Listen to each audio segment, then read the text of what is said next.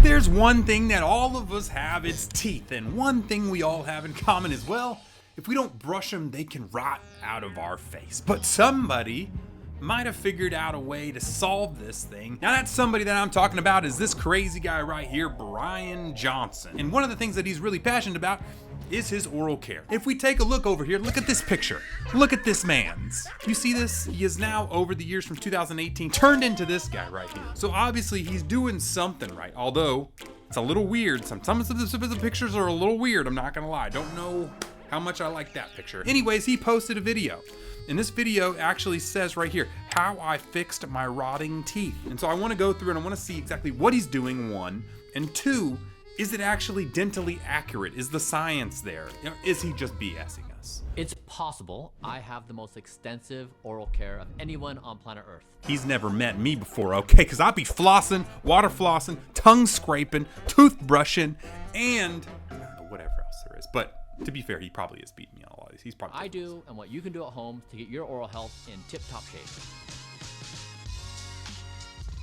All right, the blueprint of oral care. Okay, I'm already starting to see some toothpaste here. Start in a good place. My teeth were literally rotting.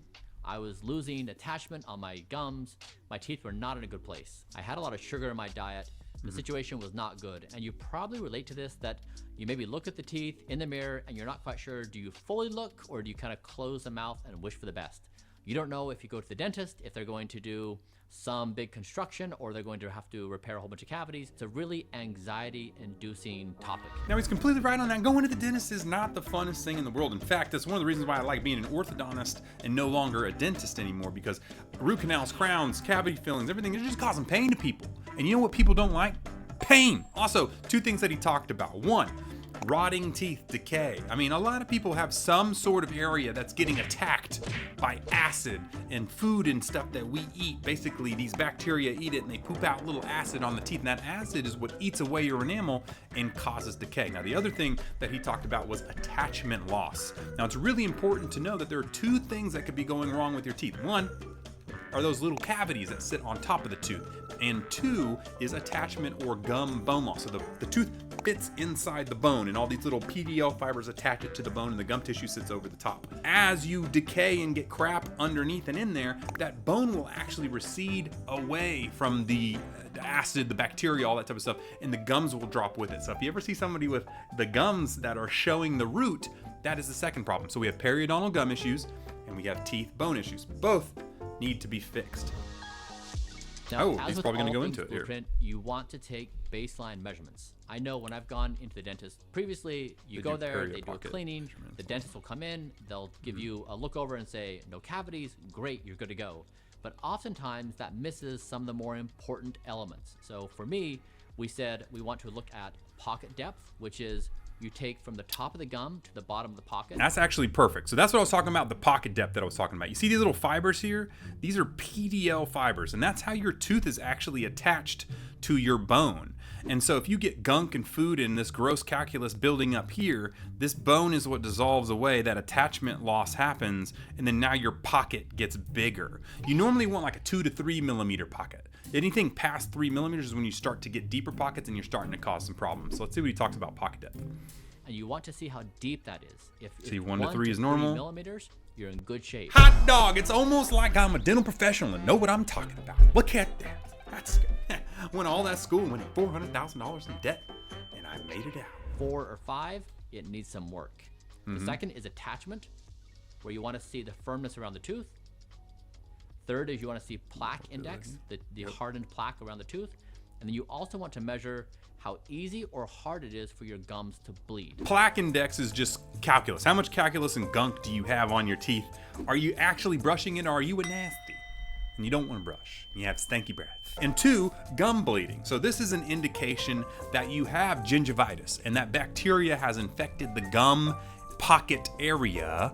And when you actually, if you see gum bleeding, that means you're getting it out. So you don't need, a lot of people see the bleeding and they stop.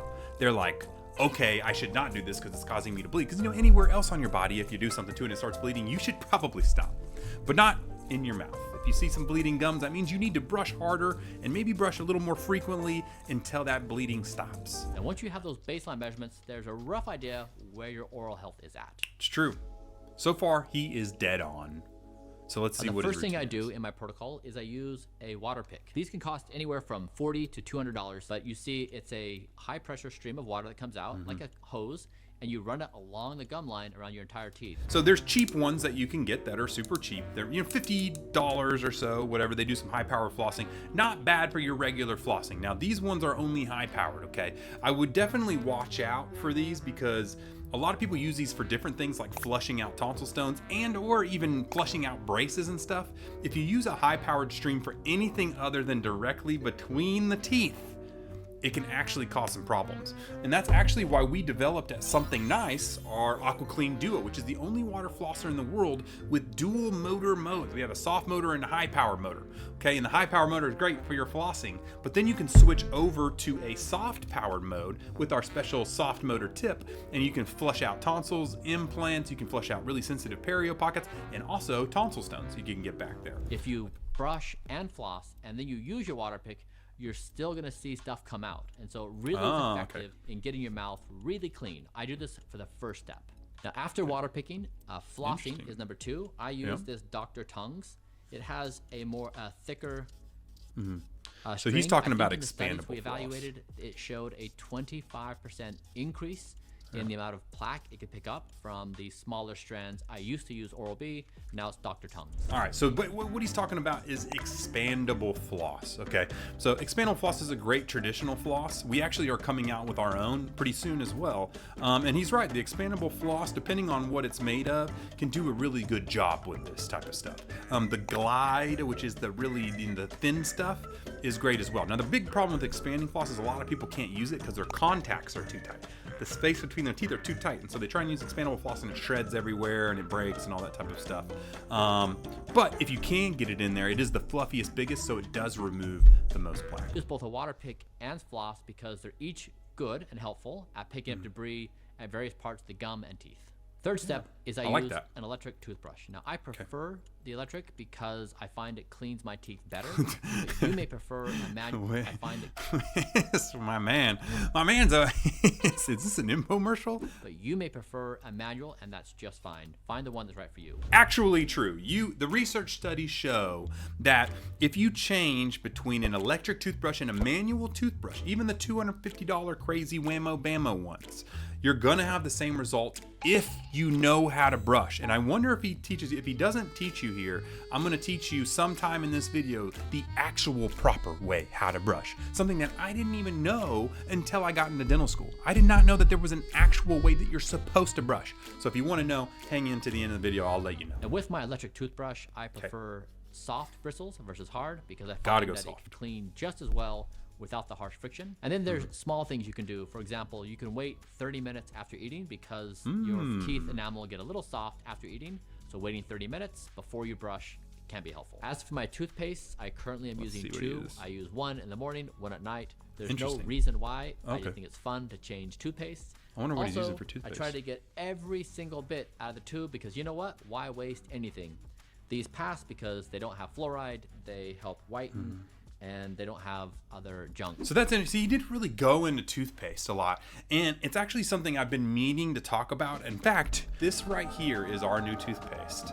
It's kind of hard to see, but it's called Zero by Something Nice. And the reason why it's important is it's actually the first toothpaste that will be able to replace fluoride, but actually work better than fluoride. It's actually got nanohydroxyapatite in it. Now it has to be a specific concentration of 10%. That's what the research studies show. You need 10% nanohydroxyapatite, not regular hydroxyapatite, nanohydroxyapatite. This is not out yet, but it will come out in probably mid-August. It's great in acidic environments. It has enamel renewal, sensitivity. It's great. So he had Sensodyne there. This actually works better than Sensodyne for sensitive teeth. It can actually naturally whiten your teeth by replacing the enamel shades here and help remineralizing your enamel. And then also this will be one of the only toothpastes on the market that where you can brush it and then immediately go drink a glass of orange juice and you will have zero taste difference at all. So he didn't really talk about the toothpaste much, but a nanohydroxyapatite toothpaste is the one that you want at 10% or higher.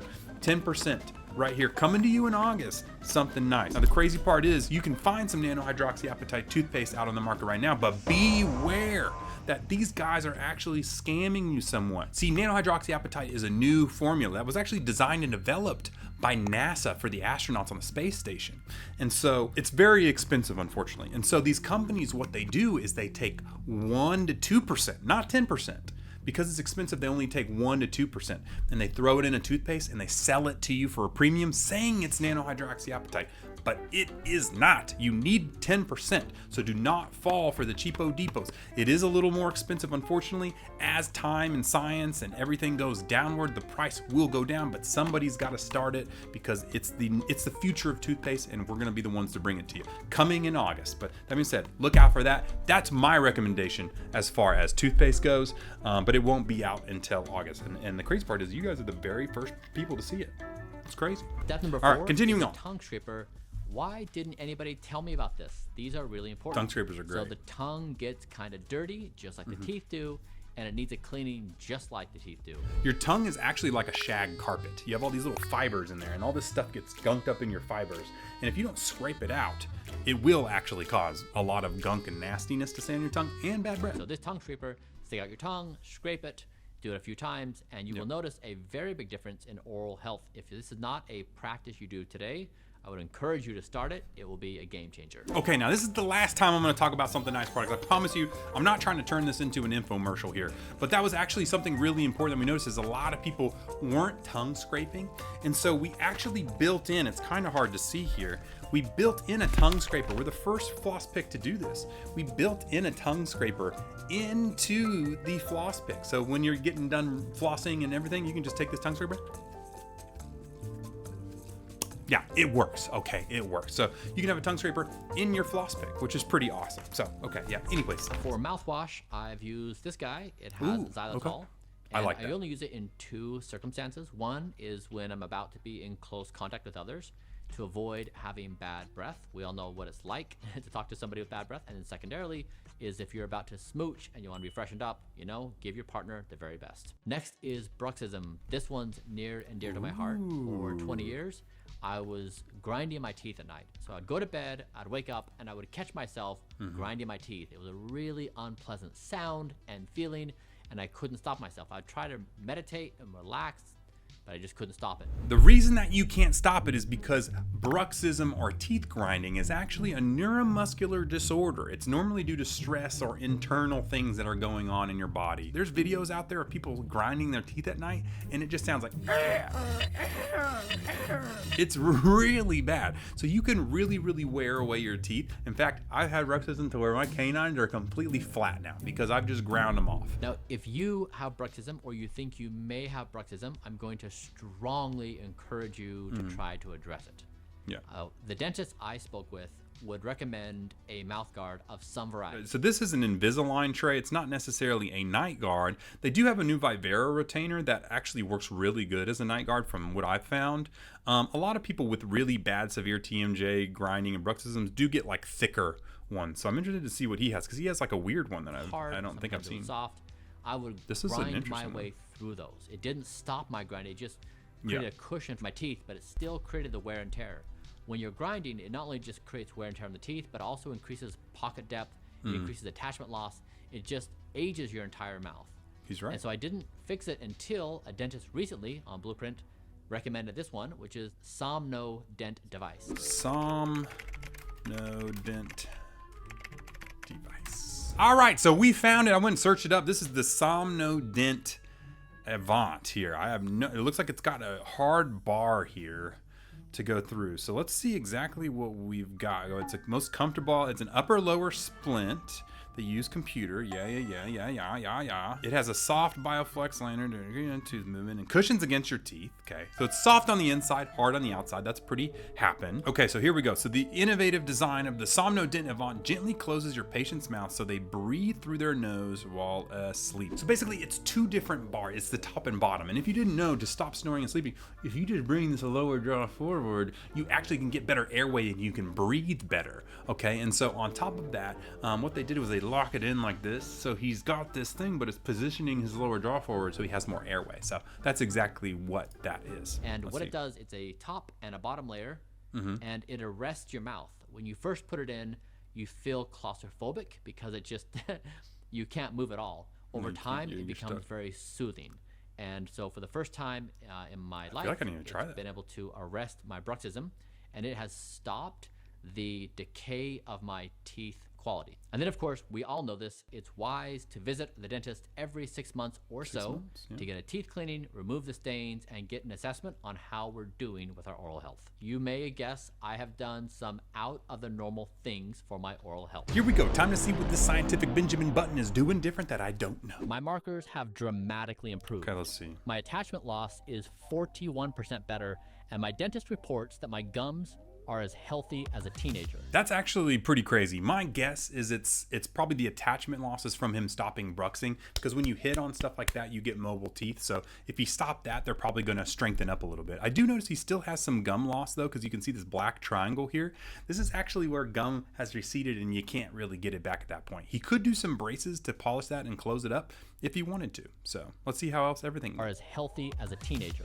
That's good. Now, for basic life decision making on a day-to-day basis, there are 3 simple ones to follow. 1 is avoid sugar. It's bad for the teeth. Obviously. 2 is be mindful that some people's teeth can be sensitive to acidic liquids. That's actually what I was going to say, is actually sugar isn't the big damager of teeth. It's actually acidic stuff. Acidic is if you're brushing and flossing, you're going to get rid of the sugar. You know, your mouth has saliva. It's going to wash it away. But acidic liquids, man, if you're just bathing your teeth in acid every day, you're really damaging those enamel tubules and causing a lot of wear and tear on your teeth over time. For example, sipping on lemon water or caffeine. And so exposing your teeth all day long to that can be bad. And 3 is assess for dry mouth condition. Saliva really helps maintain the proper balance in the mouth. So check with your dentist if you have a dry mouth condition to see if it can be addressed. So there you have it. There's a few simple things you can do. Water pick, floss, brush daily, see your dentist every 6 months, and then avoid sugar, and you're off to a great start. So there you go, guys. In 8 minutes and some craziness, you can too become a bionic version of yourself that anti-ages over the years. Also, shout out to everybody who has purchased a Something Nice product and who's looking forward to our whitening and toothpaste in the future. I really do appreciate you guys. We're trying to make just basically the best oral care company in the world, and it's all because of you guys. So make sure to like and subscribe. Seriously, you should like and subscribe, or else you're gonna have cavities and crooked teeth for life.